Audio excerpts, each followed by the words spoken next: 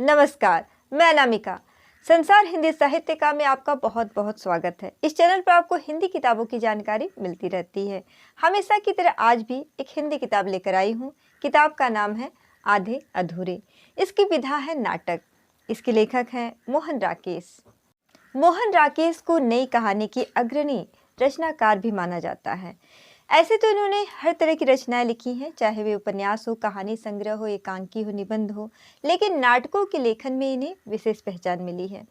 इन्हें भाषाओं का भी बहुत ही अच्छा ज्ञान था। इन्होंने संस्कृत में शास्त्री, अंग्रेजी में बीए, हिंदी और संस्कृत में पोस्ट ग्रेजुएट की डिग्री भी हासिल की थी। 3 भाषाओं में गहरी पकड़ होना कोई आसान बात तो बिल्कुल नहीं हो सकती है।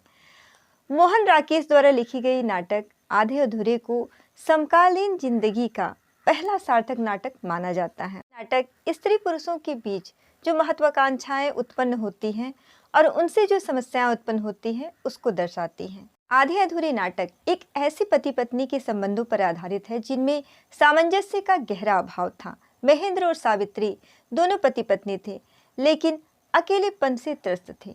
सावित्री को अपने पति में सिर्फ कमियां ही दिखाई देती थीं।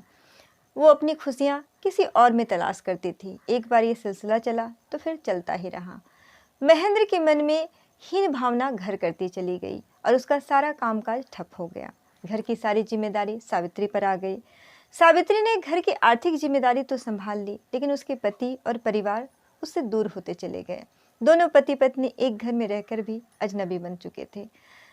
सावित्री के मन में एक अधूरेपन का एहसास था जो वो दूसरों के माध्यम से पूरा करना चाहती थी। इन सब का परिणाम ये हुआ कि उनका पूरा परिवार अकेलेपन का शिकार होता चला गया। सावित्री की बड़ी बेटी एक दिन अचानक घर छोड़कर चली जाती है और बिना किसी को बताए शादी कर लेती है। सावित्री का बेटा अशोक आवारा और आलसी हो जाता है।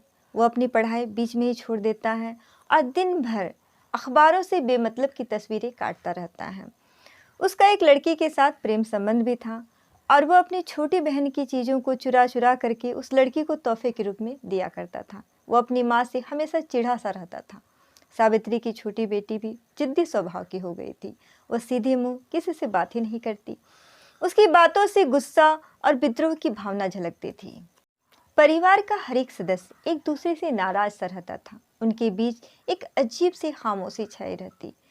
यदि उनके बीच आपस में बातचीत भी होती तो उनमें प्यार, अपनेपन के स्थान पर गुस्सा, घृणा और विद्रोह की भावना ही झलकती थी। सावित्री को इस बात से बहुत दुख होता था कि पूरे परिवार की जिम्मेदारी संभालने के बावजूद भी उसके दुख को कोई नहीं समझता, उसे कोई भी नहीं समझ पाता है। लेकिन वो खुद ही यह नहीं समझ पाती थी कि परिवार को सिर्फ आर्थिक संबल की जरूरत नहीं होती है, उसे प्यार, अपनेपन का एहसास की भी जरूरत होती है, जो सावित्री अपने परिवार को नहीं दे पाती थी। कमियां किसमें नहीं होती है? कोई भी इंसान पूरा नहीं होता है। हर एक इंसान में कुछ ना कुछ कमी अवश्य होती है। जब पति पत्नी आपस में एक दूसरे में कमियां तलाश करने लगते हैं तो प्रेम खुद ही दम तोड़ लेता है। सावित्री यदि अपने पति को उसकी कमियों के साथ ही स्वीकार कर लेती तो शायद उस परिवार का मानसिक बिखराव कभी नहीं होता। सावित्री और महेंद्र के बीच में जो तनावपूर्ण संबंध था उसके प्रभाव से उसके बच्चे भी नहीं बचे रह पाए। उनके मन में अकेलेपन, घृणा, विद्रोह और अपने माँ बाप के प्रति एक गुस्से की भावना थी। उन सब का मन अपने आप ही अनैतिकता की तरफ खींचा चला जाता है। आधे अधूरे नाटक आधुनिक भारतीय समाज का आईना है। यह नाटक स्त्री पुरुषों के बीच लगाव और तनाव को दर्शाता है। पहले यह नाटक 19 जनवरी, 26 जनवरी, उसके बाद 2 फरवरी 1969 को 3 किस्तों में धर्मयुग में छपा था।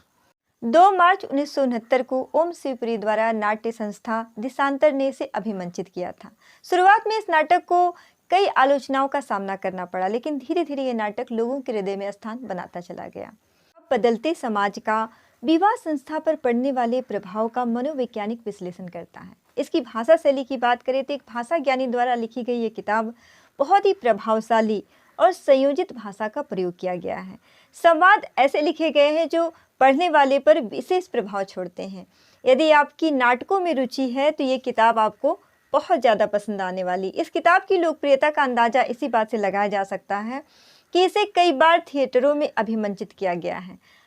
अगर आपने इस किताब को नहीं पढ़ा है तो एक बार तो पढ़ना बनता ही है। तो आज के लिए इतना ही। अगर आपको मेरा ये वीडियो पसंद आया हो तो इसे लाइक ज़रूर कीजिएगा, दोस्तों के बीच शेयर कीजिएगा। जितना भी हो सके उतना लोगों से शेयर कीजिए ताकि मेरा वीडियो उन सब तक पहुँचे जो मुझे नहीं जानते हैं। अगर आपके मन में किसी बात को लेकर के मुझसे कुछ भी संवाद करना हो या ये बताना चाहते हो कि आपको किस तरह की किताबें पसंद है तो कमेंट बॉक्स में ज़रूर लिखिएगा।